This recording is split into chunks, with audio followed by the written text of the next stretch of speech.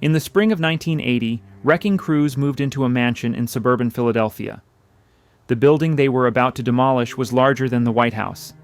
It had cost over $10 million to build in 1921. It contained 147 rooms across 100,000 square feet. The crews wore t-shirts that said Stotsbury Mansion on the back, a souvenir of destruction. Whitemarsh Hall was the third largest private residence ever built in the United States. Only Biltmore in North Carolina and Oheka Castle on Long Island exceeded it in size. When French Premier Georges Clemenceau visited in the 1920s, he called it America's answer to the Palace of Versailles. 59 years after completion, it was reduced to rubble in a matter of weeks. The demolition of Whitemarsh Hall remains the largest deliberate destruction of a private residence in American history. Not damaged by fire, not condemned as unsafe, simply too expensive to maintain and impossible to sell. A monument to an era that built palaces without considering whether anyone would want to preserve them. The story of Whitemarsh Hall is not just about architecture. It is about a banker who rose from clerk to partner of J.P. Morgan. About a widow who married wealth and built an empire of social dominance. About 5 years of construction that created something extraordinary. And about how quickly extraordinary things can become worthless when the money stops.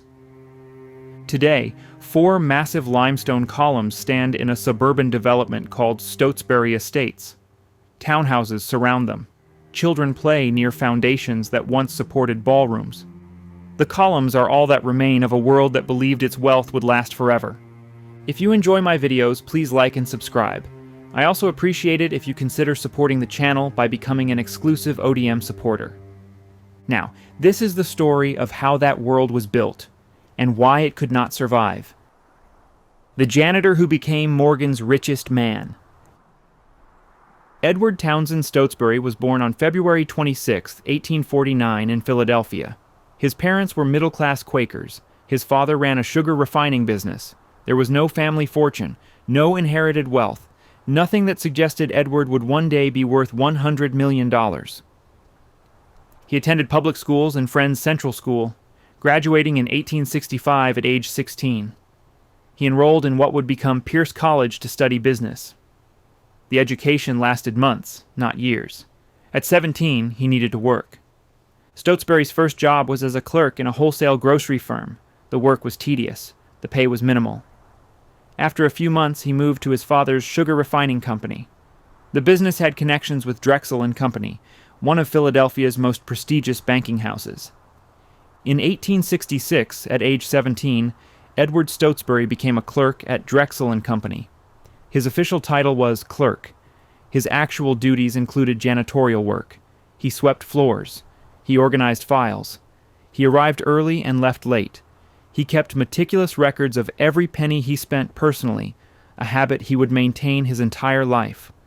The firm was led by Anthony Joseph Drexel, a banker whose reputation attracted the most important clients in Philadelphia. Drexel noticed the young clerk who never missed a day, never arrived late, and seemed to understand financial details instinctively. In 1871, Drexel formed a partnership with J. Pierpont Morgan, the New York banker who was beginning to dominate American finance. The partnership created Drexel, Morgan and Company. Stotsbury, still in his early 20s, continued advancing through the firm's departments. By 1875, he was given an interest in the business. On January 1st, 1883, at age 33, Edward Stotsbury became a full partner in Drexel and Company. In the same year, he became a partner in the New York affiliate, which would soon be renamed J.P. Morgan and Company. The partnership made Stotsbury wealthy, but more importantly, it gave him access to the deals that would make him extraordinarily wealthy. Drexel and Morgan specialized in railroad financing and reorganization. In the late 19th century, American railroads were expanding rapidly, requiring enormous capital. Stotsbury became an expert in railroad finance. He helped reorganize dozens of railroads that were failing or poorly managed. The work was technical and unglamorous. Stotsbury restructured debt, negotiated with bondholders, and imposed financial discipline on railroad executives who had been operating with insufficient oversight. The fees were substantial. J. Pierpont Morgan once said that Edward Stotsbury knew more about the details of banking than any other man in the United States. This was not affection. Morgan rarely expressed affection. It was acknowledgement of competence. When Anthony Drexel died in 1893, the New York firm officially became J.P. Morgan and Company. Stotsbury remained senior partner of the Philadelphia office while also serving as senior partner in New York. He was Morgan's man in Philadelphia. The position was lucrative beyond measure. By 1900, Stotsbury's personal income exceeded $1 million annually. In today's terms, over $30 million. He sat on the boards of dozens of companies: Reading Railroad, Lehigh Valley Railroad, Cambria Iron Company, Pennsylvania Steel. The directorships were not ceremonial. Stotsbury controlled enormous capital and knew how to deploy it. In 1909, Stotsbury played a significant role in arranging the International Chinese Loan, a massive financial package that demonstrated American banking power on the world stage. The work required coordination among international banking syndicates. Stotsbury managed the Philadelphia component. By 1910, Edward Stotsbury was 61 years old and one of the wealthiest men in America. His annual income was approaching $5 million. His personal fortune was estimated at over $50 million and growing. He lived alone in a large townhouse on Walnut Street in Philadelphia. His first wife, Frances Berman Butcher, had died in 1881, giving birth to their third daughter. She was 31. Stotsbury had been a widower for 29 years. He had raised 2 surviving daughters alone. Both had married by 1909. The Walnut Street house was dark and empty. Stotsbury was wealthy beyond most men's imagination, but lived a solitary existence.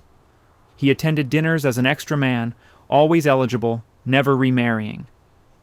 Philadelphia society speculated constantly about which young woman might capture his interest. The newspapers linked his name with various candidates. Stotsbury never denied the rumors. He seemed to enjoy them. But he was 61. His daughters were gone. The house was silent except for servants. And somewhere in his methodical banker's mind, Stotsbury must have understood that wealth without purpose was merely numbers in ledgers. In 1910, everything changed, not because Stotsbury decided to remarry, because he met a woman who decided he would. Eva and Edward, the power marriage. Lucretia Bishop Roberts was born in 1865 in Washington, D.C. Her family called her Eva. Her father, James Roberts, was connected to Washington society, but not wealthy. Eva understood early that beauty and ambition could accomplish what inheritance could not. In 1889, at age 24, Eva married Oliver Eaton Cromwell. He was wealthy, connected to New York society, and exactly the kind of man a beautiful woman from a middle-tier family should marry. Oliver kept an office downtown with a secretary, a stock ticker, and a telephone.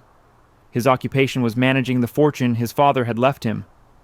The marriage produced 3 children: Oliver Eaton Cromwell Jr., James Henry Roberts Cromwell, and Louise Cromwell, who would later marry General Douglas MacArthur. Eva was an attentive mother and an ambitious social climber.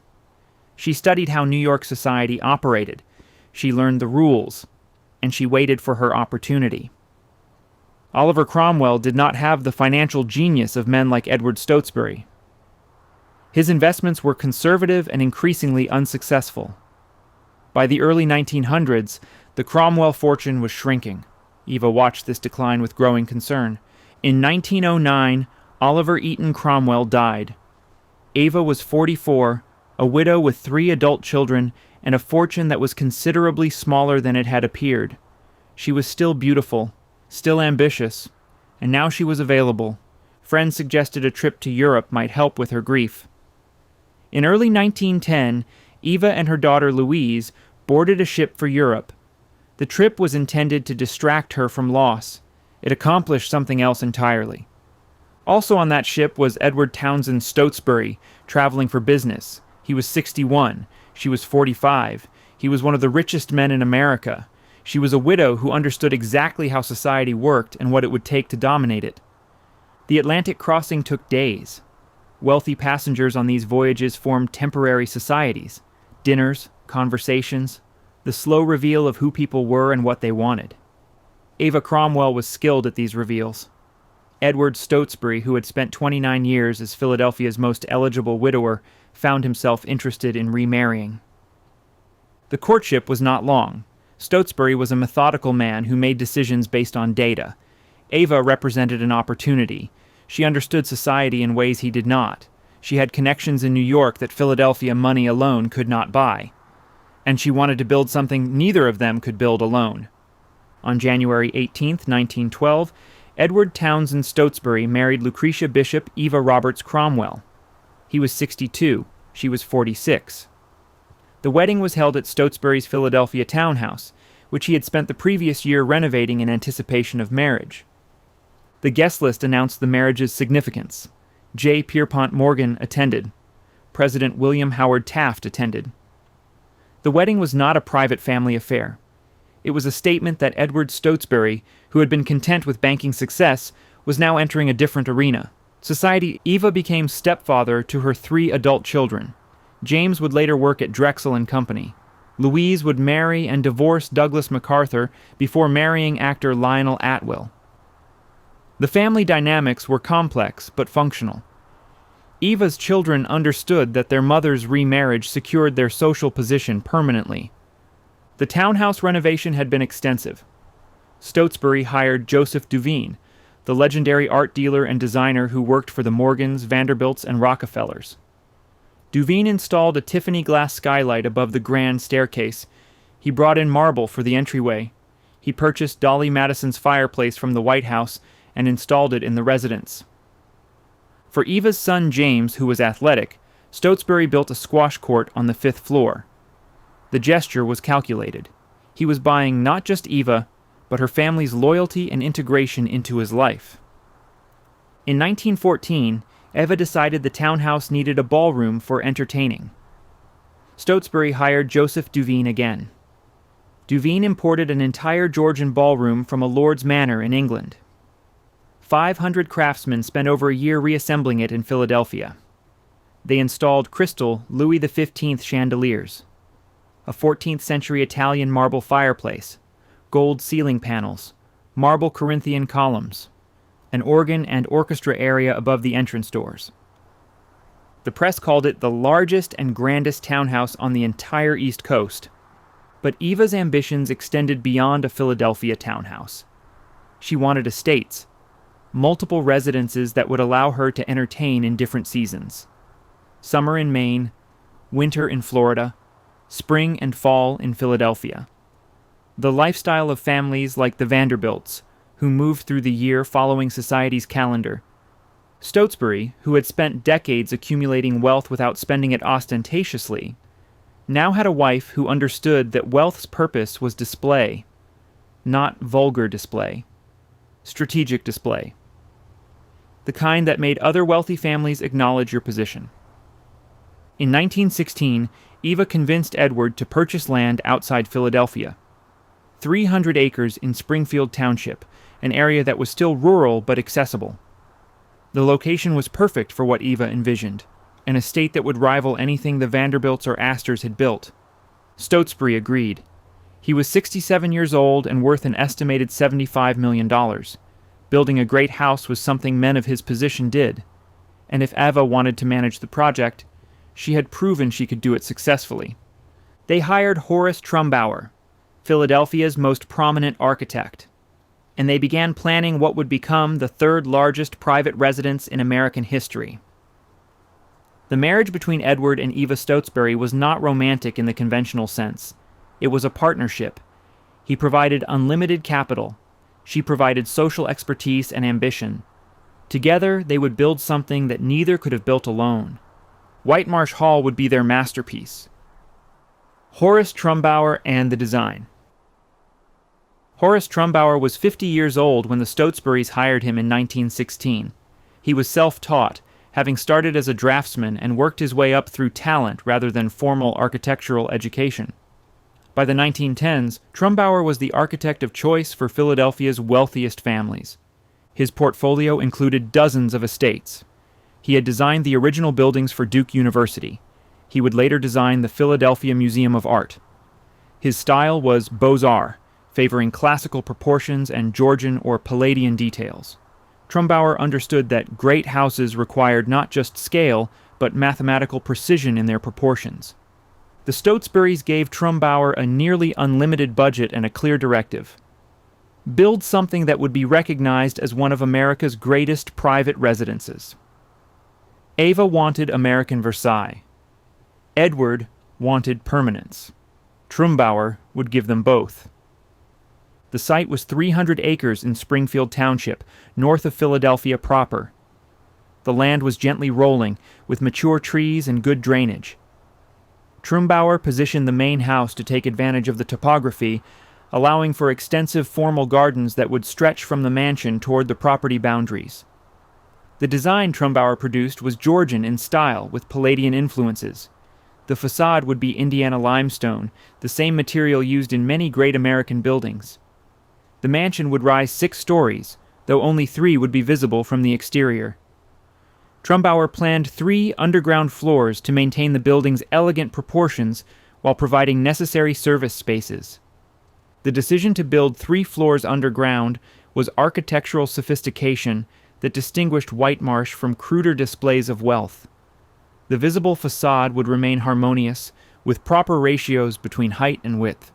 The underground floors would contain kitchens, storage, mechanical systems, and staff quarters.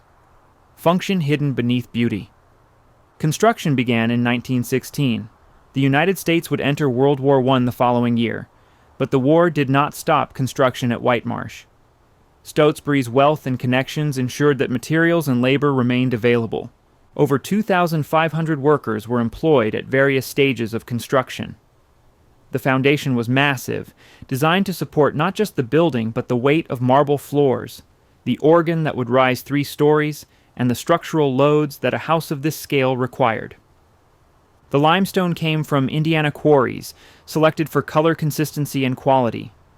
Every block was inspected before installation. The standards were uncompromising. This was not a house being built for one generation. Trumbauer designed Whitemarsh to stand for centuries.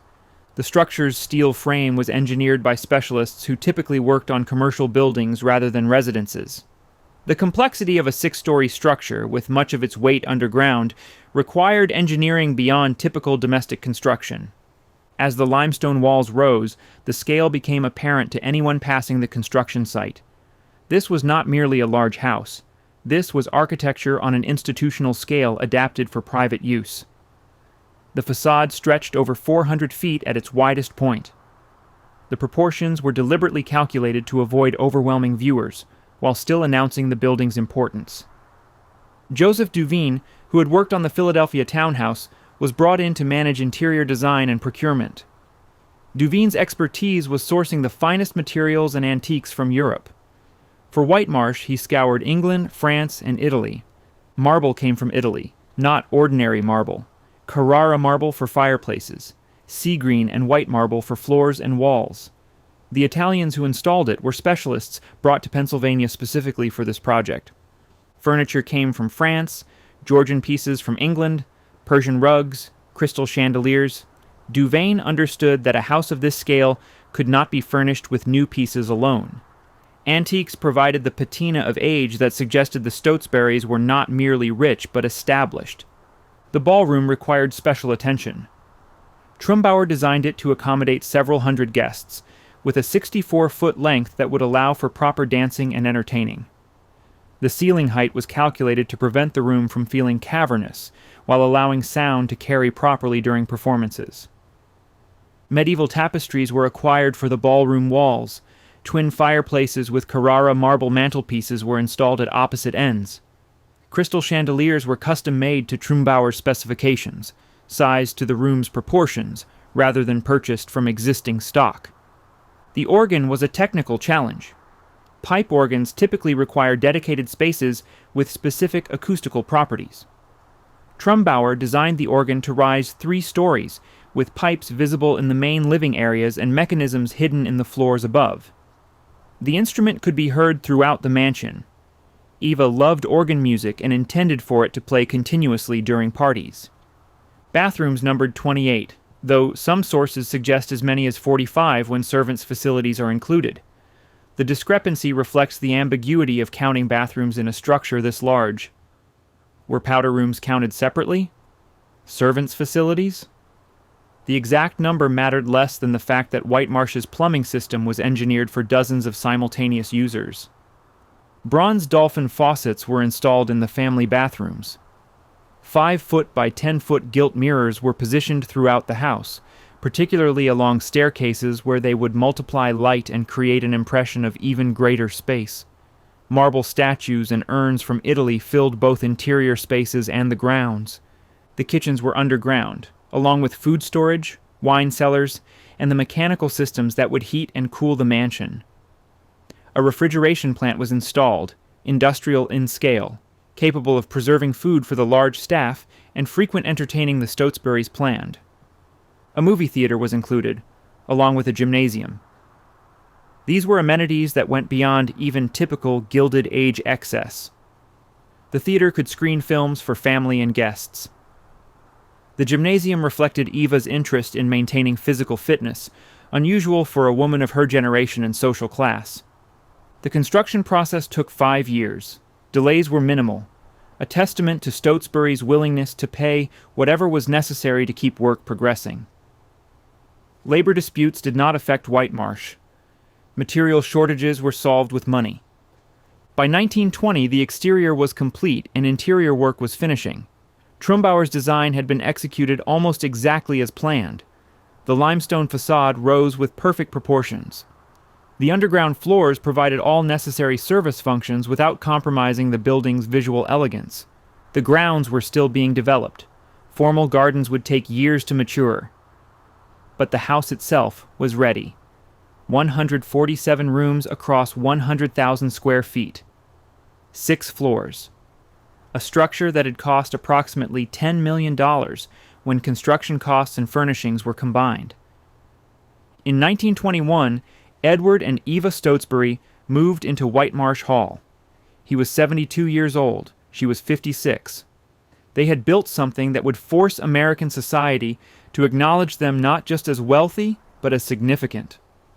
Horace Trumbauer had delivered on his commission. Whitemarsh Hall was not just large. It was architecturally sophisticated, beautifully proportioned, and built to standards that would ensure it could stand for centuries. No one in 1921 imagined it would be demolished in 59 years. Inside Whitemarsh, the completed palace. 147 rooms. The number became shorthand for Whitemarsh Hall's scale, though it failed to capture what those rooms actually contained. The entrance hall set the tone immediately. Visitors entered through massive bronze doors into a space finished in white marble and limestone. Natural light came from above through a skylight that Trumbauer had positioned to illuminate without overwhelming. The floor was marble, polished to reflect light upward. The effect was both grand and welcoming, a difficult balance that Trumbauer achieved through proportion rather than ornament. From the entrance hall, guests could access the main living areas. The grand staircase rose to the second floor, with those 5-foot by 10-foot gilt mirrors positioned to multiply the space visually. The mirrors were not decoration. They were architectural tools that made the interior feel even larger than its actual dimensions. The ballroom was Whitemarsh's centerpiece, 64 feet in length, with ceilings high enough to prevent the space from feeling oppressive, but not so high that sound would dissipate. The medieval tapestries on the walls absorbed excess sound while adding visual richness.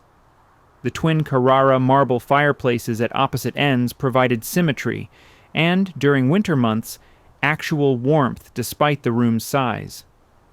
Crystal chandeliers hung from the ceiling, custom designed to complement the room's proportions. The floor was hardwood, maintained to a finish that allowed for dancing without being dangerously slick. This was a room built for performance. Eva's parties would often include over 200 guests. The ballroom could accommodate them comfortably while still allowing for circulation. At one end of the ballroom, slightly elevated, was the organ console. The instrument's pipes rose through 3 floors of the mansion. When played, the organ could be heard in nearly every room. Eva insisted on this. She believed that organ music created atmosphere that no other instrument could provide. During parties, the organ played continuously, unless live performances were scheduled.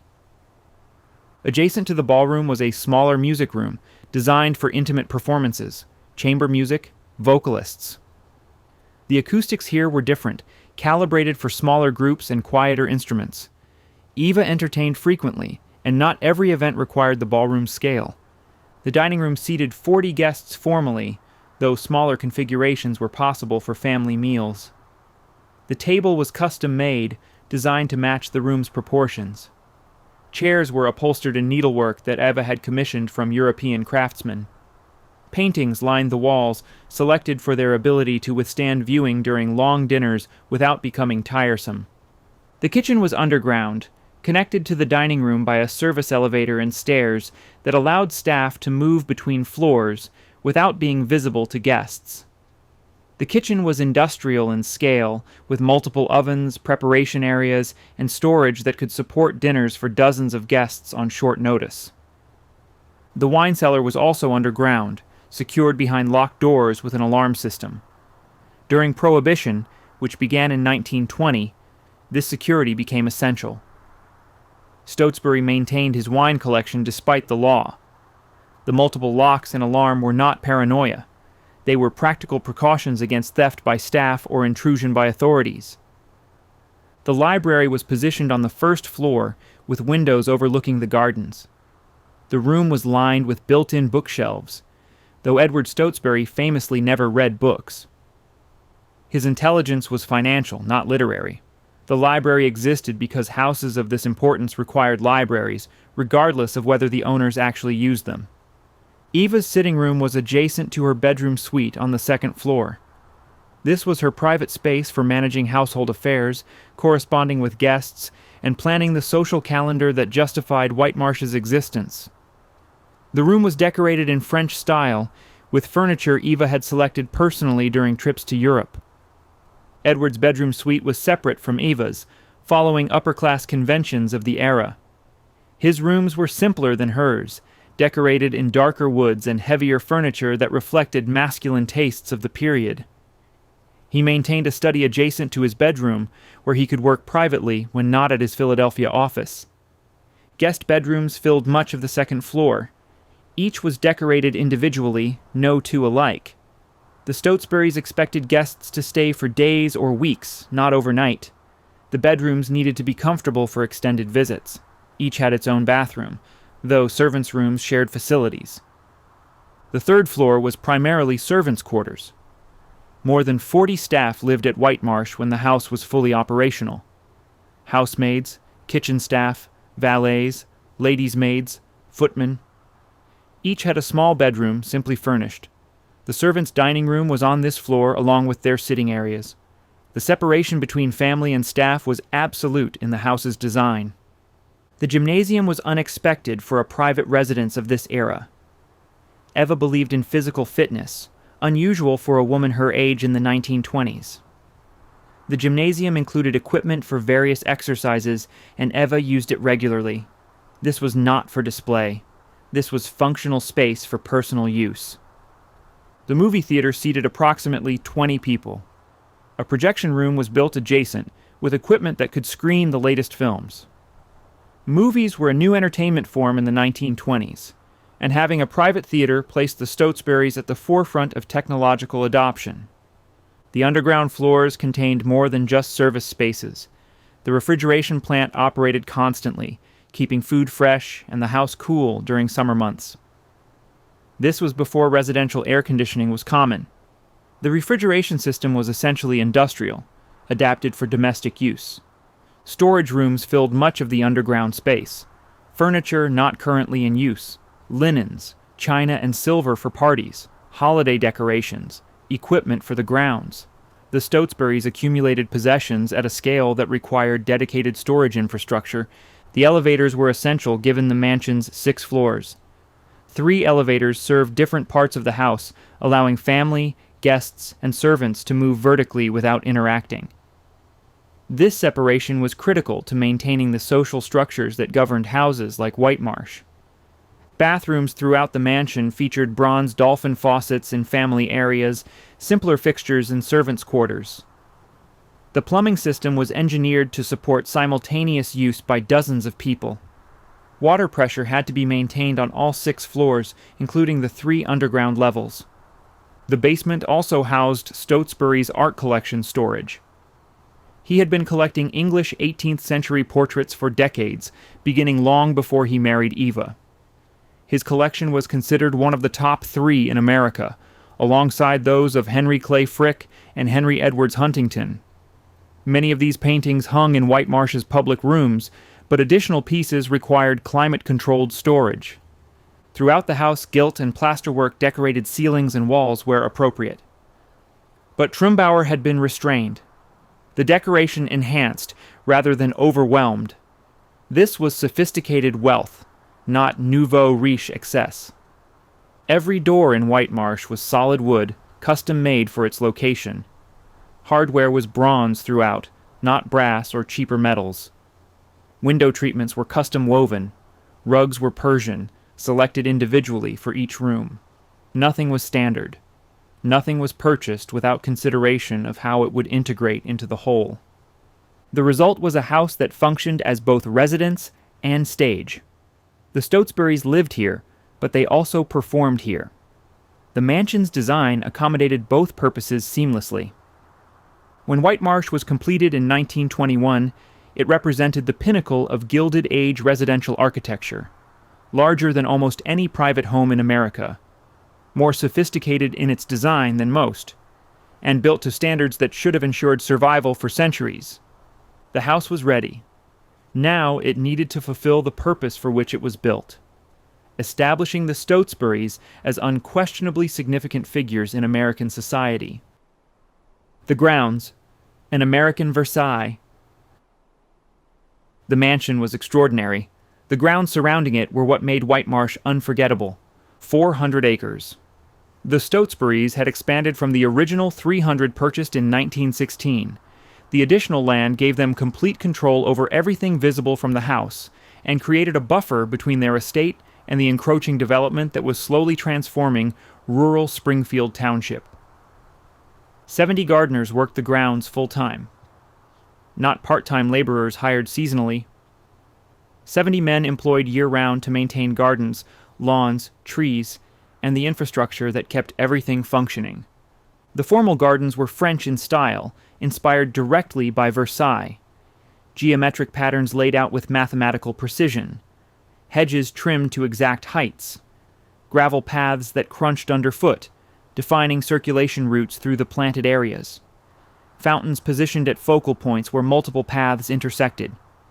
The main vista extended from the mansion's south-facing terrace down a gentle slope toward the property boundary. The perspective was carefully calculated. Standing on the terrace, visitors could see across hundreds of yards of manicured landscape without a single element that suggested the 20th century. No telephone poles, no roads, no buildings, just controlled nature arranged for maximum visual impact. Statuary punctuated the gardens, marble urns from Italy, classical figures on pedestals. Nothing was random. Each piece was positioned to enhance specific views or terminate sightlines. The Stotsburys purchased these elements through Joseph Duveen, who sourced them from European estates that were selling off contents. 4 large greenhouses occupied a service area screened from the main house by plantings. These were not small garden structures. These were industrial-scale greenhouses designed to grow specific plants that could not survive Pennsylvania winters outdoors. 2 of the greenhouses grew trees and ferns, large specimens that would be moved into the mansion during winter months to maintain the illusion of perpetual summer inside. The logistics of moving full-grown trees required specialized equipment and staff trained in horticulture at a level far beyond typical gardening. The other 2 greenhouses grew flowers. Continuous blooms year-round. Eva insisted on fresh flowers throughout Whitemarsh regardless of season. The greenhouses produced roses, orchids, lilies, and dozens of other species that were cut daily and arranged by staff trained in floral design. During parties, the flower requirements increased exponentially. every room needed arrangements. The ballroom alone required dozens of large displays. The greenhouses operated at full capacity to meet these demands, supplemented by purchases from commercial growers when Eva's entertainments exceeded even the greenhouse's substantial output. The Belvedere stood at the highest point on the property, offering views across the entire estate and toward Philadelphia in the distance. The structure was classical in design, open-sided with columns supporting a domed roof. Guests could walk there during parties for conversation away from the main house. Additional service buildings dotted the property, maintenance shops where equipment was repaired, storage for groundskeeping tools and vehicles, housing for some of the 70 gardeners, though most lived off the property and commuted daily. The estate operated like a small village, with infrastructure to support its population and activities. A private railroad siding connected to the property, though the exact location and configuration varied in different accounts. What is clear is that guests could arrive by private rail car, which was standard for the wealthiest families of the era. The Stotsburys entertained people who traveled by private train as a matter of course. The gardens required constant maintenance: spring planting, summer watering and weeding, fall cleanup, winter preparation. The 70 gardeners worked in teams, each responsible for specific areas. The head gardener managed them with the authority of a military commander, ensuring that no section of the property ever appeared neglected. Water features required particular attention. Fountains needed to operate reliably during parties. Pools needed to be kept clean. The mechanical systems that circulated water and created the visual effect of flowing fountains were hidden underground, accessible only to maintenance staff who understood the plumbing. Lighting was installed throughout the grounds for evening entertaining. Not crude floodlights, but carefully positioned fixtures that illuminated paths and highlighted specific plantings or statuary without creating harsh brightness. The electrical infrastructure required to power outdoor lighting across 400 acres was substantial. In the early 1920s, Georges Clemenceau visited Whitemarsh. Clemenceau had been Premier of France during World War I, a figure of international significance. His opinion mattered. Eva made certain his visit included a complete tour of the grounds. Standing in the formal gardens, looking back toward the mansion with its perfect proportions and the landscape stretching around it, Clemenceau reportedly said this reminded him of Versailles. The comparison was exactly what Eva wanted. The Versailles of America became Whitemarsh's nickname, repeated in newspapers and society columns. The comparison was not entirely accurate. Versailles occupied over 2,000 acres and served as the seat of French royal power for over a century. Whitemarsh was 400 acres and had existed for less than a decade, but the nickname captured something true. The Stotsburys had created a landscape that suggested European grandeur adapted to American scale. The grounds were not just beautiful, they were expensive.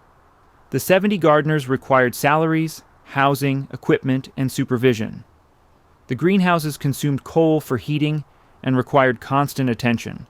The fountains needed maintenance. The paths needed raking. The hedges needed trimming. The lawns needed mowing with equipment that was primitive by modern standards. Edward Stotsbury reportedly spent over $1 million annually to maintain Whitemarsh and its grounds. In today's terms, over $18 million per year, just to keep the house and property operating, not to improve them, not to expand them, simply to maintain what already existed. For a man worth $100 million in the 1920s, this was sustainable, but it left no margin for error. If the fortune declined, the maintenance costs would not. The grounds required the same level of care regardless of whether Stotsbury could afford it. In the mid-1920s, this seemed irrelevant. Stotsbury's wealth was growing, not shrinking. His income from Drexel & Company and J.P. Morgan exceeded $5 million annually. $1 million for maintenance was 20% of annual income. Substantial but manageable. The grounds of Whitemarsh Hall represented the pinnacle of American landscape architecture applied to private estates. They were beautiful, sophisticated, and maintained to standards that rivaled public parks. They also represented a level of expense that could only be sustained by extraordinary wealth. In 1925, That wealth seemed permanent. The gardens bloomed, the fountains flowed, and Eva Stotsbury prepared to use this spectacular setting for what she did best: entertaining. The party years, 1921 to 1929. Whitemarsh Hall was not built to be lived in quietly. It was built to be performed in. And between 1921 and 1929, Eva Stotsbury performed brilliantly. The parties began almost immediately after the mansion was completed. Eva invited hundreds of guests to events that ranged from formal dinners to elaborate balls. Her guest lists included everyone who mattered in American society and many who mattered internationally. Henry Ford visited Whitemarsh. After touring the house and grounds, Ford reportedly said it was a great experience to see how the rich live. Coming from one of America's wealthiest men, the comment was both admiring and slightly mocking. Ford's fortune came from manufacturing efficiency and mass production. Stotsbury's came from finance. The two approaches to wealth were fundamentally different, and Ford's comment captured that tension. Opera stars performed at Whitemarsh after their shows at Philadelphia's opera houses. Eva would host midnight suppers following performances, bringing together performers and society in her ballroom. The organ played continuously during these events unless live musicians were scheduled. Presidents visited. William McKinley had attended events at the Philadelphia Town House. Theodore Roosevelt had been a guest.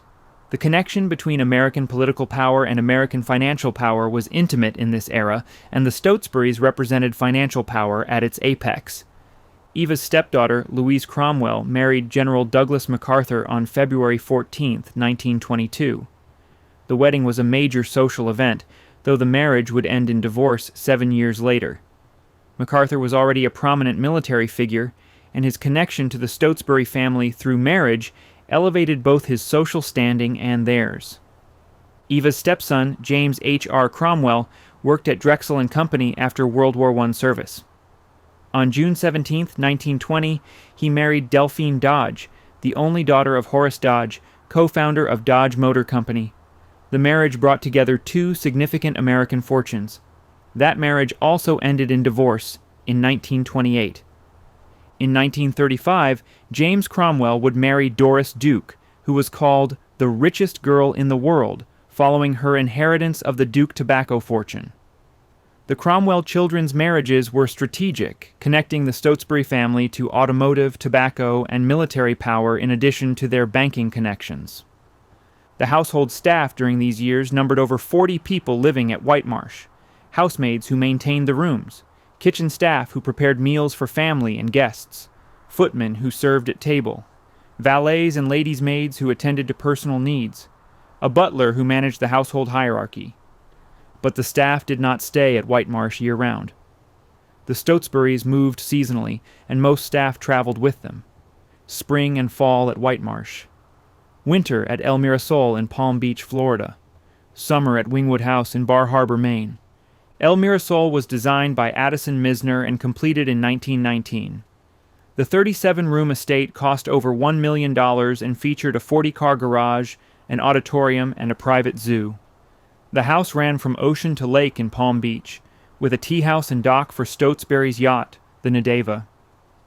Wingwood House in Bar Harbor was completed in 1927, designed by the architectural firm Magaziner, Eberhard and Harris. The main estate provided a summer retreat where the Stotsburys could escape Philadelphia's heat and humidity. Managing 3 estates and the seasonal movement of staff and possessions was a logistics operation that Eva supervised personally.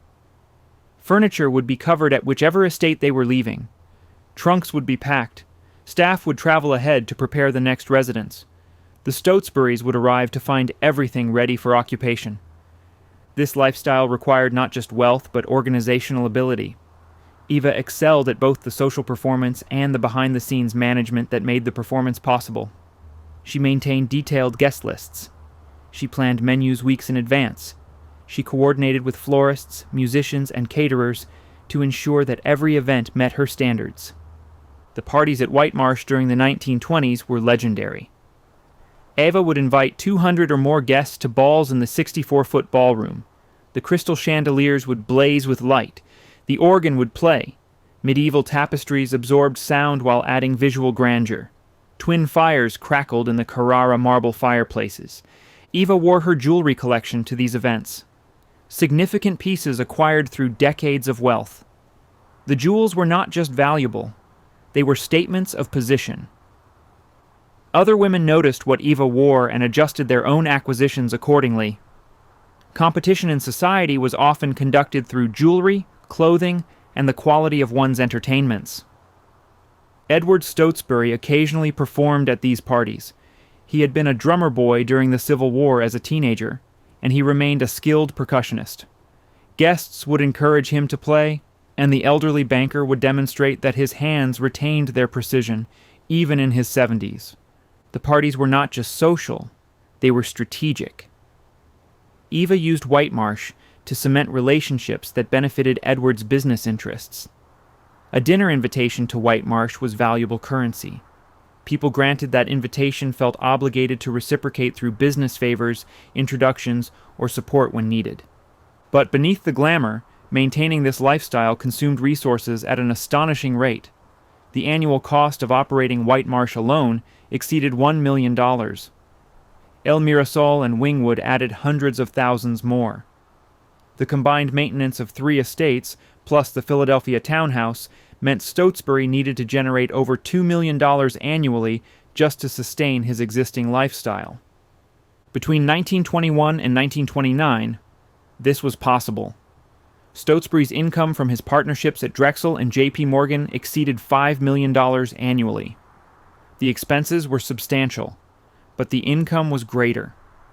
The fortune continued growing despite the lavish spending. In 1927, Stotsbury's personal fortune was estimated at $100 million. In today's terms, approximately $1.8 billion. He was unquestionably one of the wealthiest men in America. The parties continued. The seasonal migrations proceeded like clockwork, and Whitemarsh Hall stood as proof that American wealth had reached heights that rivaled anything European aristocracy had achieved. Georges Clemenceau's comparison to Versailles seemed justified. Eva Stotsbury had accomplished exactly what she intended. She and Edward were not just wealthy, they were significant. Their names appeared in newspapers constantly. Their social position was unassailable. In October 1929, everything changed. 1929. The fortune evaporates. The stock market crashed on October 24, 1929. Black Thursday, panic selling, margin calls that could not be met, fortunes that had seemed permanent disappeared in hours. Edward Stotsbury was 79 years old. He had survived every financial crisis since the 1870s. Panics in 1873, 1893, 1907. Each time, his careful management and conservative approach had protected his wealth. He had been born poor and accumulated $100 million through methodical discipline. The 1929 crash was different. Stotsbury's wealth was not in cash. It was in securities, partnerships, and investments that depended on market values remaining stable. When the market collapsed, those values evaporated. Paper wealth disappeared. The immediate impact was not catastrophic. Stotsbury still had enormous resources, but the trajectory changed. Instead of wealth growing annually, it began shrinking, and the expenses did not shrink with it. Whitemarsh Hall still required $1 million annually for maintenance. El Mirasol and Wingwood still required their operating budgets. The 70 gardeners still needed salaries. The 40 household staff still needed wages. The seasonal migration still required funding. Nothing about the lifestyle became less expensive. Between 1933 and 1938, Edward Stotsbury withdrew $55 million from his J.P. Morgan account. This was not investment. This was consumption. He was spending principal, not income. The withdrawal rate exceeded $10 million per year. The mathematics were brutal.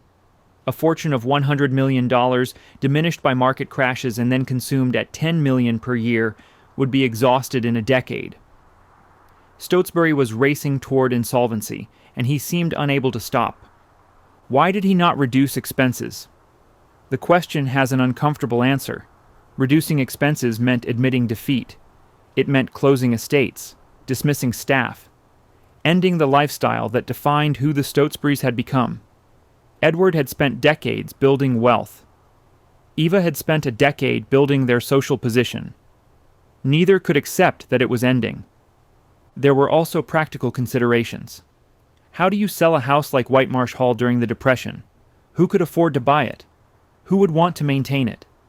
The same questions applied to El Mirasol and Wingwood. These properties were not liquid assets. They were albatrosses. The art collection might have been sold. Stotsbury owned one of America's finest collections of English 18th century portraits. The paintings were valuable, but the art market had collapsed along with everything else. Selling in the 1930s would mean accepting cents on the dollar. Stotsbury waited, hoping markets would recover. His stepson, James H.R. Cromwell, had married Doris Duke in February 1935. Both supported Franklin Roosevelt and the New Deal. James had become a devoted New Dealer, advocating for government intervention in the economy and tighter control of financial institutions like those his stepfather had helped build. The political disagreement between Stotsbury and his stepson was profound. In 1936, Stotsbury told James, "It's a good thing you married the richest girl in the world, because you will get very little from me. I made my fortune, and I am going to squander it myself, not your friend Roosevelt." The comment was revealing. Stotsbury understood he was squandering his fortune. He was not passively watching it disappear. He was actively spending it, maintaining a lifestyle that no longer made financial sense. The word squander was his own choice, an acknowledgement of what he was doing. But he could not stop. 79 years old in 1930, 80 in 1931. At what age does a man abandon everything he has built and admit he cannot sustain it? Stotsbury chose to continue until the money was gone. The withdrawals from J.P. Morgan continued, $55 million over 5 years. The fortune that had taken decades to accumulate was being consumed to maintain estates and a lifestyle that served no purpose except displaying wealth that was disappearing. Eva watched this decline with increasing concern. She had married Edward for his fortune and the social position it could provide. The social position remained intact through much of the 1930s. But the fortune was dying. And Eva, who had managed 3 households with military precision, could not manage the simple arithmetic that was destroying them. The 1920s had been performance. The 1930s became survival. The parties at Whitemarsh continued, but less frequently. The seasonal migrations proceeded, but with smaller staff.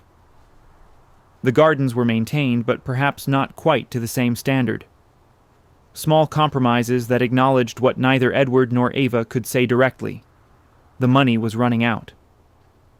By 1935, Stotsbury's fortune had declined from $100 million to approximately $10 million. Still wealthy by any reasonable standard, but not wealthy enough to sustain 3 estates and the infrastructure required to operate them. And the expenses continued. $1 million annually for Whitemarsh alone. The number never changed. The house required what it required. The 70 gardeners could not become 35 without the grounds deteriorating visibly. The 40 household staff could not become 20 without service standards declining. Compromise was visible, and visibility was defeat. Edward Stotsbury had built his fortune through discipline and careful management. He was destroying it through inability to accept that the world had changed, and his lifestyle could not survive that change. The market crash of 1929 killed many fortunes, but Stotsbury's fortune was not killed by the crash. It was killed by his refusal to adapt to the crash's consequences. He chose to spend himself into poverty rather than live differently. By 1938, the withdrawals from J.P. Morgan had reduced his liquid assets to approximately $4 million. The estates remained, but they were unsellable. The art collection remained, but markets were depressed. The lifestyle remained, but it was consuming everything. Stotsbury was 89 years old, and the money that had defined his entire adult life was almost gone. 1932 to 1935, public backlash and private tragedy. The Great Depression was not merely a financial crisis. It was a social upheaval that changed how Americans viewed wealth and those who possessed it. In 1932, unemployment exceeded 20%. Banks failed. Families lost homes. Bread lines stretched through cities. And in Springfield Township, Pennsylvania, Whitemarsh Hall stood with its 70 gardeners maintaining 400 acres of manicured grounds.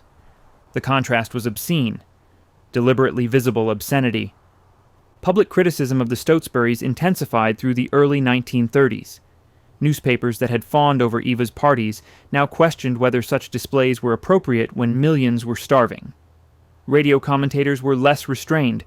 One reportedly suggested that someone should plant a bomb at Whitemarsh Hall. Whether this was serious threat or inflammatory rhetoric remains unclear. But the Stotsburys heard it. The message was unmistakable. They were not admired anymore. They were resented. In June 1932, the Stotsburys closed Whitemarsh Hall and left for Europe. They spent the summer on the French Riviera, away from American anger and depression realities. They returned to the United States in October, but did not reopen Whitemarsh immediately. The family spent winter at El Mirasol in Palm Beach as usual. But when spring came in 1933, the decision to reopen Whitemarsh was fraught. The house had been closed for nearly a year. The staff had been maintained at reduced levels, but not dismissed entirely. The gardens had been kept, but not to previous standards. When Whitemarsh reopened in spring 1933, the parties resumed. But they were different. Guest lists were smaller. Entertainment was less elaborate. Eva was more circumspect about publicity. The social performance continued, but with the awareness that the audience now included people who hated them. The criticism was not just moral, it was personal. The Stotsburys were accused of indifference to suffering, of maintaining extravagance while the nation suffered. The accusations were not entirely fair. Stotsbury had lost tens of millions in the crash like many others. But they were not entirely wrong either. He was spending millions annually to maintain houses while unemployment lines stretched for blocks. Political pressure increased. Franklin Roosevelt had been elected president in November 1932. The New Deal represented a fundamental shift in American politics, with government intervention in the economy and implicit criticism of the financial system that men like Stotsbury had built. James H.R. Cromwell, Eva's son, was an enthusiastic New Dealer. His support for Roosevelt and progressive policies created tension within the family. The 1936 conversation where Stotsbury told James he was squandering his fortune rather than giving it to your friend Roosevelt was not joking. It was genuine political and personal disagreement. The Stotsburys were watching their world end, not just financially, but ideologically.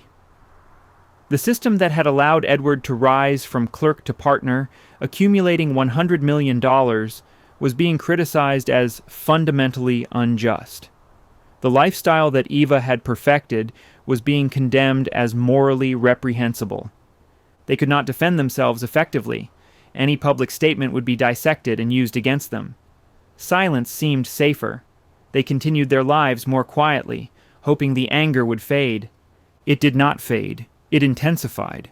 In April 1935, Edward Stotsbury's daughter Edith died. Edith Lewis Stotsbury had married Sidney Emlyn Hutchinson in December 1903. She was 58 years old when she died. The cause was not widely reported. Edith's death devastated Edward. She was his second daughter from his first marriage to Frances, who had died in childbirth in 1881. Edward had raised Edith largely alone during his decades as a widower. Her death represented a connection to his past that could not be replaced. The parties at Whitemarsh stopped after Edith died. Not officially. There was no announcement. But Eva stopped planning elaborate entertainments. The ballroom that had hosted hundreds of guests stood empty. The organ that had played continuously during parties was silent. Edward was 86 years old. His daughter was dead. His fortune was disappearing. Public opinion had turned against him. And Whitemarsh Hall, which had been built to announce his significance, now felt like a monument to a world that no longer existed. The staff remained. The 70 gardeners continued their work. The 40 household employees maintained the house. But the purpose was gone. They were maintaining a stage where no performances were scheduled. Eva tried to revive the social calendar in late 1935 and 1936. Small dinners, intimate gatherings. Nothing like the grand balls of the 1920s. She was performing for an audience that had lost interest or actively wished her gone. The financial pressure was relentless. The withdrawals from J.P. Morgan continued at over $10 million annually. The estate still required their budgets. The lifestyle still consumed resources that were not being replenished. Between 1932 and 1935, the Stotsburys experienced what many American families experienced during the Depression: loss, criticism, and the slow realization that their previous life was not returning. The difference was scale. Most families lost homes and struggled to afford food. The Stotsburys lost tens of millions and struggled to maintain 3 estates. The suffering was not comparable, but it was real. Edward Stotsbury had worked for over 70 years to build his fortune. He was watching it disappear while being told he deserved to lose it. Eva had spent 15 years building their social position. She was watching it become worthless while being told she had never deserved it. By 1936, Whitemarsh Hall had become a burden rather than a showcase. The parties had stopped. The public hated them. The money was running out. And Edward Stotsbury, at 87, was running out of time. May 16, 1938, Stotsbury dies. Edward Townsend Stotsbury died at Whitemarsh Hall on May 16, 1938. He was 89 years old. The cause was listed as complications from age. He had been in declining health for months. He died in the mansion he had built 17 years earlier, the house that was supposed to establish his legacy, the structure that had cost $10 million and was now worth a fraction of that amount in a depressed market where no one was buying estates. The funeral was held in Philadelphia. Stotsbury was buried at Woodland Cemetery, a prestigious burial ground where many of Philadelphia's prominent families interred their dead. The service was well attended despite the Depression and despite the public criticism the Stotsburys had endured. Death commanded respect even when life had generated resentment. The probate process revealed what Eva had suspected but not fully understood. They were nearly broke. Stotsbury's estate was valued at approximately $4 million. $4 million. From a peak of $100 million in 1927. 11 years had consumed 96% of his fortune. The math was brutal and simple. $55 million withdrawn from J.P. Morgan between 1933 and 1938. Market losses that had wiped out tens of millions more. The combination had destroyed one of America's greatest fortunes in little more than a decade. But the numbers were actually worse than they appeared. The $4 million valuation included Whitemarsh Hall, El Mirasol, and Wingwood House. The 3 estates were assessed at values that assumed they could be sold. In reality, who would buy them? Who could afford to maintain them? The art collection was included in the valuation. Stotsbury's English 18th century portraits, accumulated over decades and considered one of America's finest collections. But art markets were depressed. The assessed value meant nothing if no buyers existed. The will specified that Eva would have lifetime use of Whitemarsh Hall. She could live there as long as she chose. But the estate trust that was supposed to provide her income was woefully insufficient. The trust generated approximately 1/4 of what it cost to operate Whitemarsh Hall annually. 1/4. If maintenance required $1 million per year, the trust provided $250,000. Eva would need to find the remaining $750,000 from other sources. She had no other sources. Eva was 73 years old. She had been married to Edward for 26 years. She had helped him spend $100 million building and maintaining a lifestyle that now could not be sustained for even one more year. The realization was devastating. Eva had assumed there would be sufficient funds after Edward's death. She had not involved herself in the financial details beyond managing household budgets and planning entertainments. The actual state of the finances had been Edward's domain. He had not shared the full truth with her, or perhaps he had refused to acknowledge it himself. Within weeks of Edward's death, Eva made the only decision possible. She closed Whitemarsh Hall permanently. The house that had been built as a monument to their significance would sit empty. The staff was dismissed. 40 household employees who had worked at Whitemarsh for years, many for nearly 2 decades, were let go. No severance that would allow them to maintain themselves while seeking new employment. Just dismissal. The Depression made finding new positions nearly impossible for domestic workers whose skills were specific to grand houses that no longer existed. The 70 gardeners were dismissed. Men who had maintained 400 acres to perfection received notice that their employment was ending.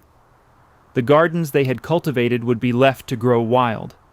Eva kept a skeleton staff to prevent vandalism and maintain minimal security. But Whitemarsh, as a functioning residence, was finished. The rooms where hundreds had danced stood empty. The ballroom where the organ had played continuously was silent. The greenhouses where flowers had bloomed year-round were closed. Eva moved to El Mirasol in Palm Beach. The Florida estate was smaller than Whitemarsh and less expensive to maintain. It could be operated with a fraction of the staff. More importantly, Palm Beach society was less aware of the Stotsbury's financial situation. Eva could maintain appearances more easily there than in Philadelphia, where everyone knew Edward had died nearly broke. But even El Mirasol was unsustainable long-term. The annual operating costs, while lower than Whitemarsh, still exceeded what Eva could afford. She would need to sell assets. The question was which assets and how to maximize their value in a market that was not buying. The Philadelphia townhouse where she and Edward had married could be sold. Parts of it, at least. In 1925, the Philippatrian Club had purchased a portion of the townhouse and much of the art collection displayed there. The remaining sections might find buyers. Wingwood House in Bar Harbor was the most expendable of the 3 estates. It was the newest, completed in 1927, and the least personally significant. Eva began exploring sale options, though buyers were scarce, but Whitemarsh was the largest problem. The house was unsellable at anything approaching its construction cost or even a reasonable fraction of that cost. It was too large, too expensive to maintain, and located in an area where no comparable estates existed. Who would buy it? For what purpose? Eva considered donating it to an institution, a school perhaps, a hospital, a museum. But institutions in the late 1930s were not accepting gifts that came with enormous maintenance obligations. The Depression had reduced endowments. Operating budgets were constrained. No one wanted a mansion that cost $1 million annually to maintain. So Whitemarsh sat empty. A monument to a lifestyle that had ended. A house built to last centuries that would be abandoned within 2 decades of completion. Eva's immediate problem was liquidity. She needed cash to live on and to operate El Mirasol while she sorted out the estates. The art collection represented her best option for generating funds quickly. But selling the Stotsbury collection would be humiliating. It would announce publicly that she was broke. Philadelphia society would know. New York society would know. Palm Beach society, where she was now living, would definitely know. Eva was trapped between financial necessity and social humiliation. She needed money. Getting money required selling assets. Selling assets would destroy the illusion that she was still wealthy, and maintaining that illusion was the only thing that allowed her to function in the social world where she had spent decades establishing herself. In the months following Edward's death, Eva Stotsbury learned that being rich and losing everything was worse than never having been rich at all. The fall was public. The humiliation was complete. And there was no one who would help her because everyone knew she and Edward had brought this on themselves. Edward Townsend Stotsbury had risen from 17-year-old clerk to partner of J.P. Morgan. He had accumulated $100 million through 7 decades of disciplined work, and he had destroyed it in 1 decade of refusal to acknowledge that the world had changed. His death ended the spending, but it left Eva to manage the consequences. A 73-year-old widow with 3 estates she could not afford, an art collection she could not sell at fair value, and a social position that was evaporating along with the money that had supported it. Whitemarsh Hall stood empty in Springfield Township. The 400-acre grounds began their slow transformation from manicured perfection to controlled wilderness. And Eva Stotsbury began the process of liquidating everything she and Edward had built. Eva's fire sale, 1938 to 1943. Eva tried to sell the Stotsbury art collection first, the English 18th century portraits that Edward had been collecting since before they married, paintings that had been compared favorably to the collections of Henry Clay Frick and Henry Edwards Huntington, works that should have commanded significant prices even in a depressed market. She received offers of approximately 10 cents on the dollar. 10 cents. For paintings that had cost hundreds of thousands to acquire. For a collection that had been assembled over decades with expert guidance from dealers like Joseph Duveen. The Depression had destroyed the art market along with everything else. Wealthy collectors were not buying. Museums had no acquisition budgets. The only buyers were speculators hoping to profit when markets eventually recovered. Eva refused to accept the lowball offers. She would rather donate the collection than sell it at such devastating losses. At least, donation would allow her to control the narrative. She could present it as philanthropy rather than desperation. She donated the art collection to museums. The paintings were dispersed to institutions that could provide proper care and display. Eva received tax deductions that were meaningless given her financial situation, but she received something more valuable, the appearance that she was making charitable gifts rather than conducting a fire sale. The furniture from Whitemarsh and the other estates presented similar problems. Georgian pieces purchased in England, French antiques acquired through Duveen, Persian rugs, marble statues, crystal chandeliers, all valuable in theory, all nearly worthless in the late 1930s when no one was furnishing mansions. Eva sold what she could at whatever prices buyers would pay. Auction houses handled some pieces. Private sales disposed of others. She realized pennies on the dollar but had no choice. She needed cash more than she needed furniture sitting in closed estates. The jewelry collection was more liquid. Eva had accumulated significant pieces during her years with Edward. Important diamonds. Historical pieces with provenance. Jewelry retained value better than furniture or art during the Depression because gems and precious metals had inherent worth beyond aesthetic appeal. She sold the majority of her jewelry collection in a series of private transactions. The proceeds provided operating funds for El Mirasol and covered her living expenses while she continued liquidating other assets. Selling the jewelry was painful.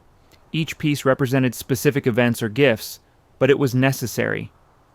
Wingwood House in Bar Harbor was sold, though the exact price and timing are not well documented in available sources.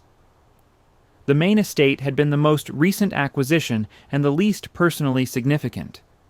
Its sale was straightforward compared to the complications surrounding Whitemarsh. Parts of the Philadelphia townhouse were sold. The Philippatrian Club already owned portions purchased in 1925. Additional sections found buyers who could use the smaller spaces even if they could not afford or maintain the entire structure as the Stotsburys had operated it, but Whitemarsh remained unsold. The house sat empty through 1939, 1940, and 1941. Eva continued paying minimal maintenance to prevent total deterioration. A small staff kept the property secure. But the gardens were no longer maintained to previous standards. The fountains stopped flowing. The greenhouses were closed. The costs of maintaining even a closed Whitemarsh exceeded what Eva could afford long-term. Something had to change. In 1942, Eva made a dramatic gesture that received significant publicity. She donated Whitemarsh's perimeter fence to the War Department. The fence was extraordinary, 2 miles long, 8 feet tall, made of steel. It had been built to delineate the property boundaries and provide security. Now Eva donated it to be melted down for military use. The War Department calculated that the steel fence could be converted into metal for 18,000 guns. The donation was patriotic and practical. Eva needed to reduce the property's infrastructure costs. The fence was expensive to maintain and served no purpose for a closed estate. Removing it eliminated an ongoing expense while generating positive publicity during wartime. The donation allowed Eva to present herself as supporting the war effort rather than desperately cutting costs. The narrative shifted from broke widow liquidating assets to patriotic American contributing to national defense. The reality was both, but the patriotic framing was more dignified. Through 1942 and into 1943, Eva continued trying to sell Whitemarsh.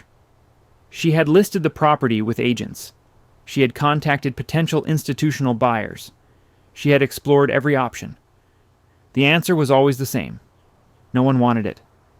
Finally, in 1943, she found a buyer.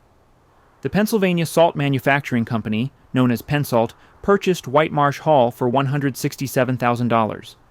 $167,000 for a house that had cost $10 million to build 22 years earlier. The sale price was approximately 1.6% of construction costs. Pensalt was not buying Whitemarsh to live in. They were buying it to convert into a research and development facility. The company needed laboratory space away from urban areas. Whitemarsh's size and location made it suitable for conversion to industrial use. For Eva, the sale was simultaneously relief and humiliation. She finally had a buyer. But the price announced publicly that Whitemarsh was worthless as a residence. The mansion that was supposed to rival Versailles sold for less than what Edward and Eva had spent on furnishings alone. The proceeds from the Whitemarsh sale, combined with proceeds from selling other estates and their contents, plus the money from the jewelry sales, gave Eva enough to live comfortably for the rest of her life. Not at the level she and Edward had maintained, but comfortably by normal standards. She kept El Mirasol. The Palm Beach estate was manageable with a small staff and reasonable operating budget. It allowed her to maintain a presence in society, though her position was diminished from the heights of the 1920s. Eva lived at El Mirasol for the rest of her life. She died there on May 31st, 1946, at age 80. She was buried at Oakwood Cemetery in Chicago, not in Philadelphia near Edward. The separation in death reflected something that had been true in life. They had been partners in ambition, not companions in affection. The liquidation of the Stotsbury estates took 8 years from Edward's death in 1938 to Eva's death in 1946. In that time, a fortune that had peaked at $100 million was completely dispersed. The art was in museums, the furniture was scattered, the jewelry was sold. 2 of the 3 major estates were gone, and Whitemarsh Hall, the crown jewel, had been sold to a chemical company for scrap value. Eva Stotsbury had married Edward to access wealth and position. She had achieved both. And she had outlived both, spending her final years managing the liquidation of everything they had built together. The fire sale was complete. Nothing remained except El Mirasol, which Eva held on to until her death, and Whitemarsh Hall, which was about to begin a new existence that would be even stranger than what the Stotsburys had created. 1943 to 1963, War in Laboratories. Pensalt Chemical Corporation took possession of Whitemarsh Hall in 1943 and immediately began converting it from residence to research facility. The ballroom where Eva had entertained hundreds became laboratory space. The bedrooms where guests had slept became offices.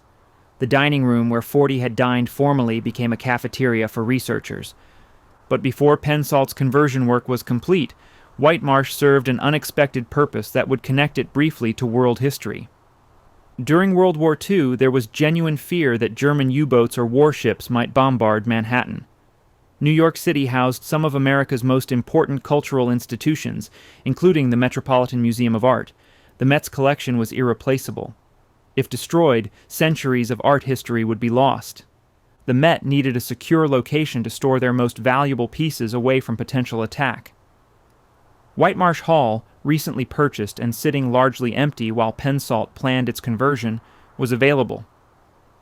More importantly, it was remote from likely military targets while still being accessible from New York.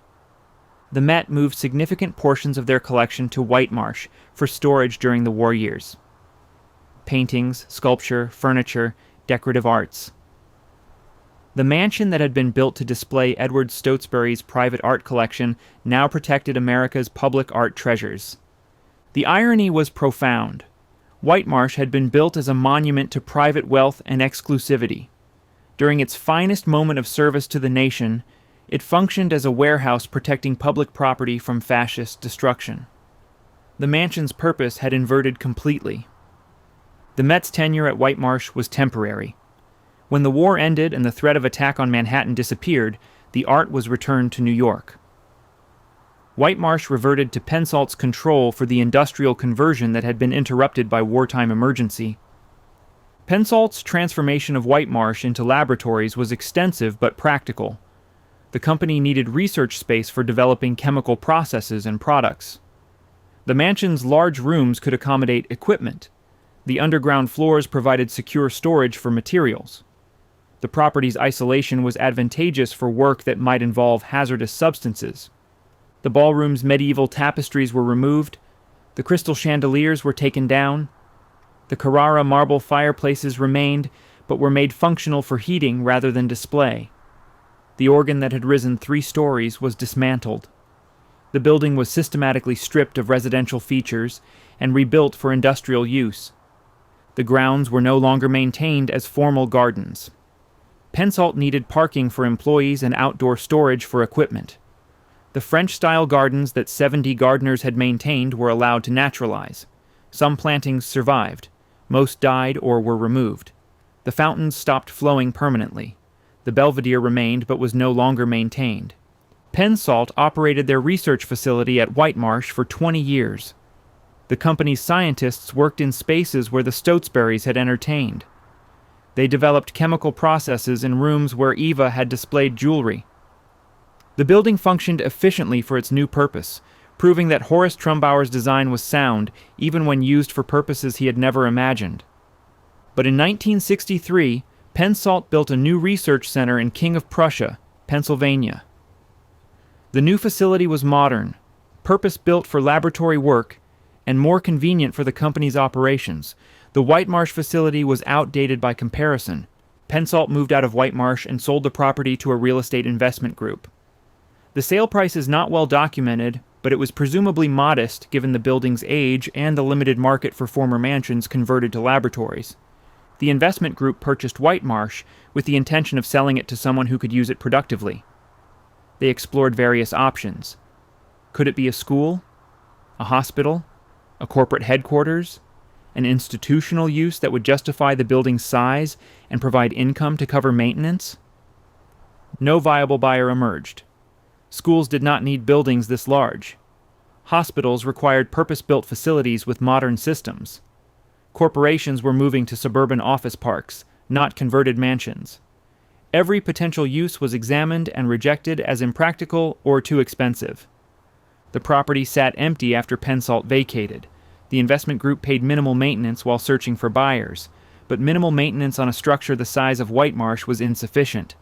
Buildings deteriorate quickly when unoccupied. Windows broke. Whether from weather, accident, or vandalism was irrelevant. Broken windows allowed rain inside. Water damaged floors and walls. Plaster cracked. Wood rotted. The process of decay began slowly, but accelerated as damage allowed more damage. Vandals discovered the empty mansion. By the mid-1960s, Whitemarsh was known locally as an abandoned building where teenagers could explore without oversight. They broke in through damaged windows and unlocked doors. They explored rooms where millionaires had lived and scientists had worked.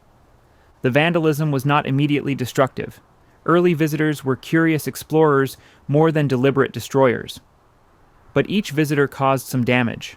Graffiti appeared on walls. Fixtures were removed as souvenirs. The accumulated effect of hundreds of visitors was progressive destruction. Thieves followed vandals. Anything portable was stolen. Copper pipes and wiring were removed for scrap value. Marble fixtures that could be pried loose were taken. The bronze hardware that Trumbauer had specified for every door disappeared. Light fixtures were ripped from ceilings. The systematic theft continued for years. The property changed hands multiple times between 1963 and 1977 as successive owners failed to find viable uses or buyers. Each owner paid minimal maintenance while exploring options. None were willing to invest in restoration without assurance they could recover costs through sale or productive use. Springfield Township officials watched Whitemarsh deteriorate with increasing concern. The building was becoming a hazard. Unsupervised teenagers exploring a damaged structure created liability. Drug dealers reportedly used the property for transactions. The mansion that had been Springfield Township's most prestigious structure was now an embarrassment and a problem. Various institutional uses were proposed and studied. The Springfield Township Planning Commission evaluated converting Whitemarsh to a community center, a municipal building, a library. Every proposal was abandoned as financially unfeasible. The restoration costs were prohibitive. The ongoing maintenance would strain township budgets. No public use justified the expense. By the mid-1970s, Whitemarsh Hall was a ruin. Not romantic ruin like European castles. Squalid ruin. Graffiti covered every interior surface. Rubble filled the floors. Every portable element had been stolen. Windows were broken throughout. The roof leaked. The structure was deteriorating beyond the point where restoration was practical.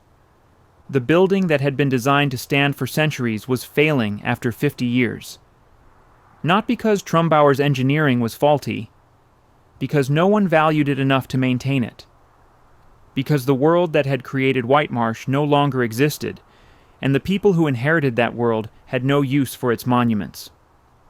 In 1977, zoning regulations were changed to allow residential development on the Whitemarsh property.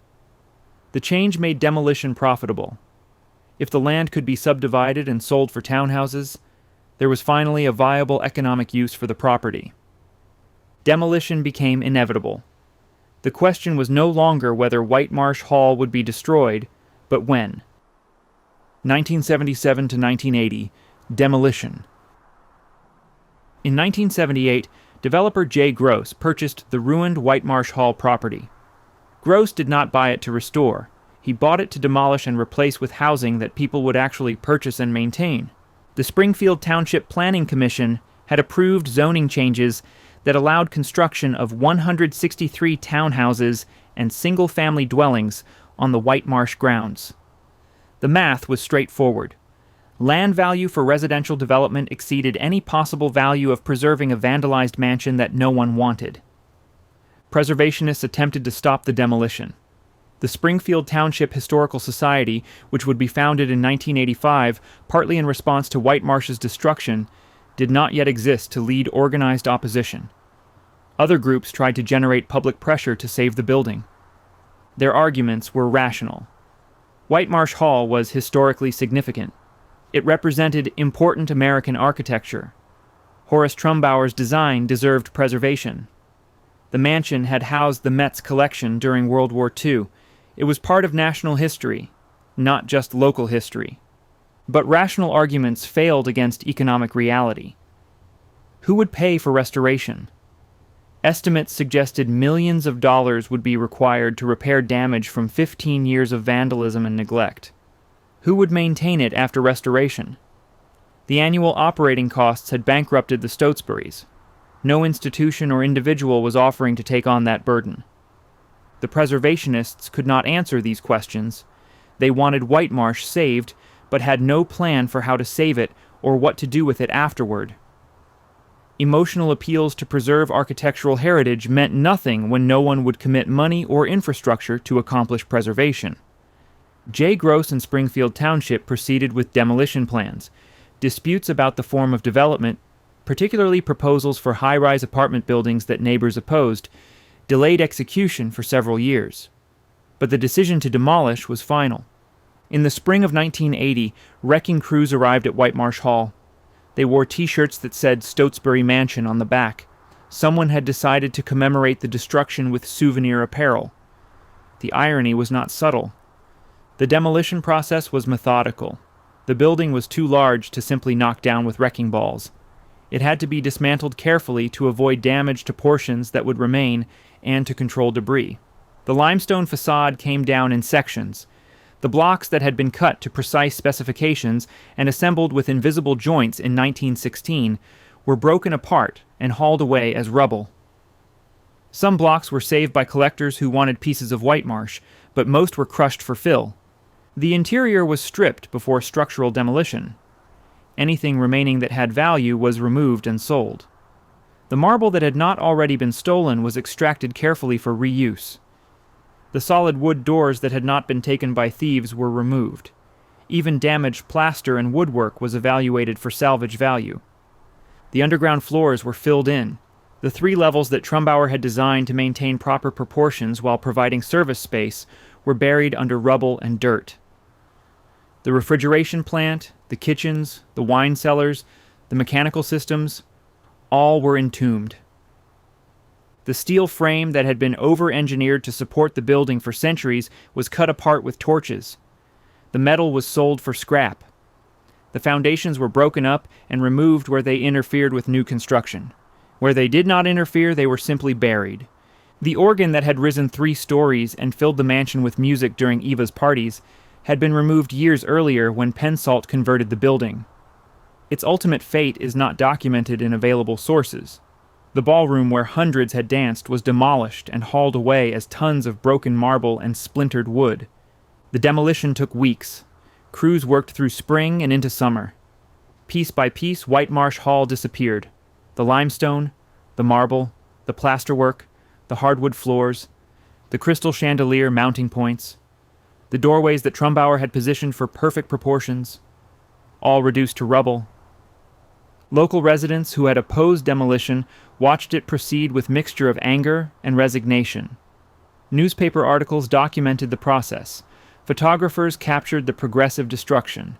The coverage emphasized what was being lost but could not stop it from being lost. By late summer 1980, Whitemarsh Hall was gone.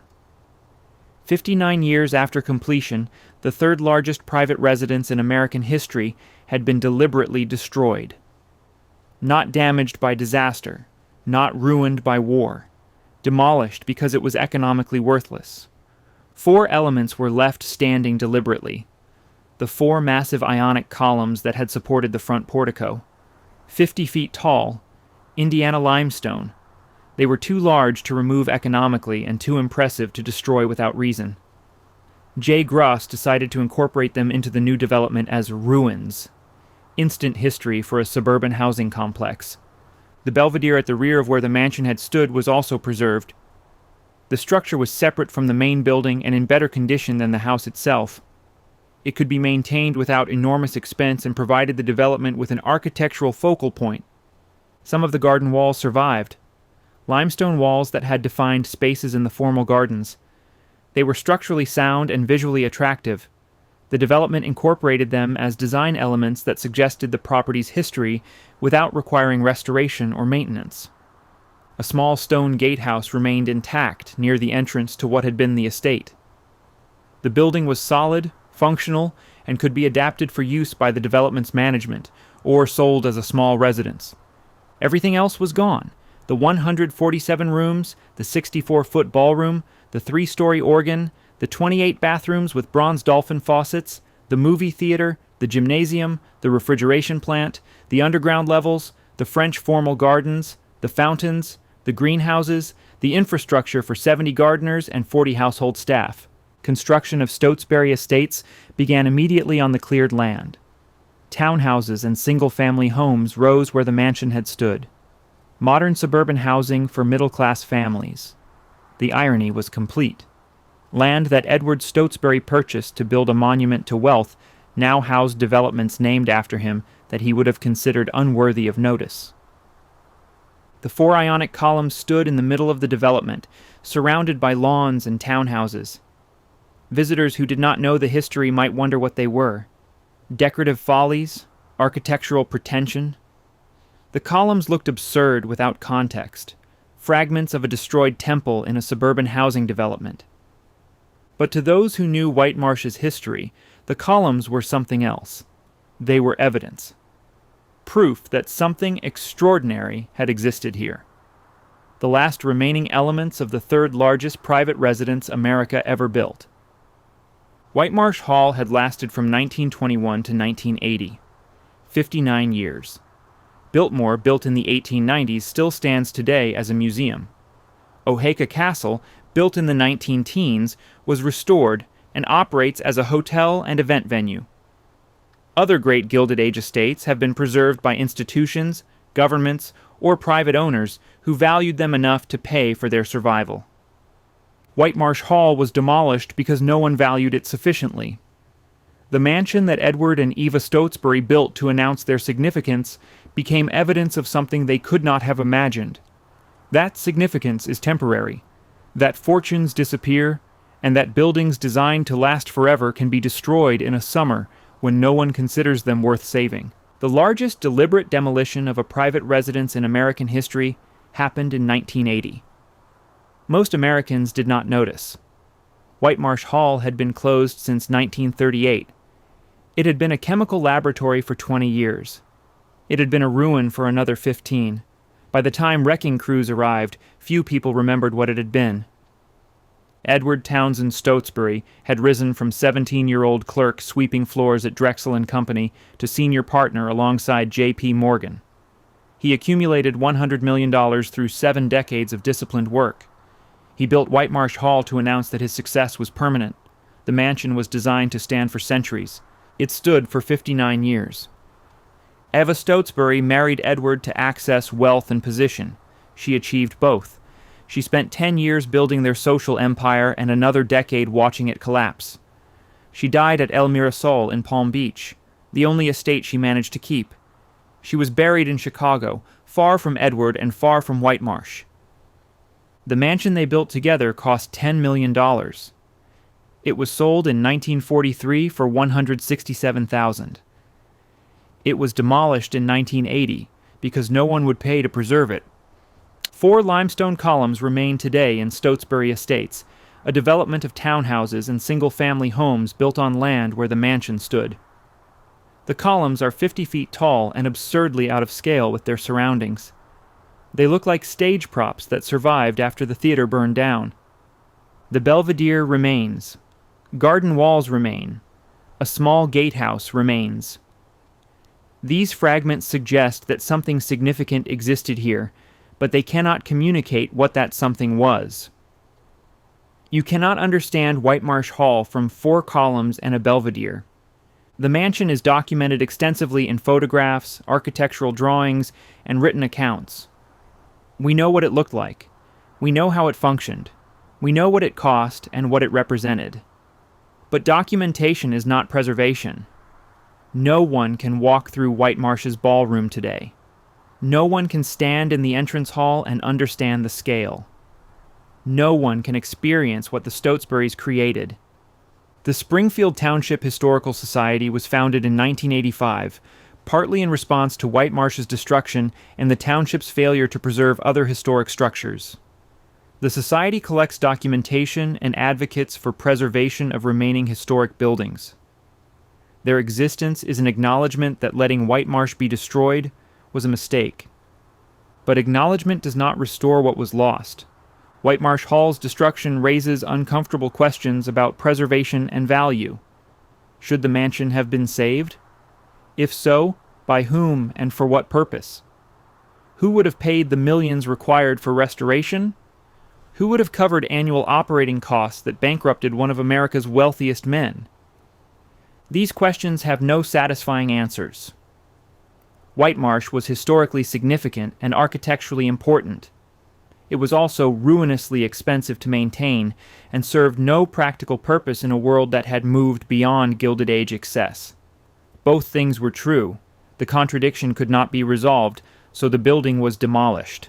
The loss is permanent. Biltmore and Oheka Castle survive because they found institutional purposes or wealthy owners who valued them beyond their market price. Whitemarsh found neither. It survived long enough to become a ruin, and then it was destroyed because ruined mansions are worthless. Edward Stotsbury built Whitemarsh to prove his significance. Instead, it proved that significance is temporary. Eva Stotsbury used Whitemarsh to dominate society. Instead, it became evidence that social position evaporates when money disappears. Horace Trumbauer designed Whitemarsh to stand for centuries. Instead, it was demolished after 59 years. The 4 columns stand in Stotsbury Estates as inadvertent monuments to impermanence. They announce that something was here. They cannot explain what that something meant or why it could not survive. Whitemarsh Hall is gone. The largest American house ever deliberately demolished will never be rebuilt. The photographs and documentation will fade. Eventually, even the memory of what stood here will disappear. The columns will remain, fragments without context, until they too are removed when maintenance becomes expensive and no one remembers why they were preserved. This is what remains of $10 million and 10 years of ambition. 4 limestone columns in a suburban development surrounded by townhouses where families live who have never heard of Edward and Eva Stotsbury or the mansion that made them briefly significant and permanently forgotten.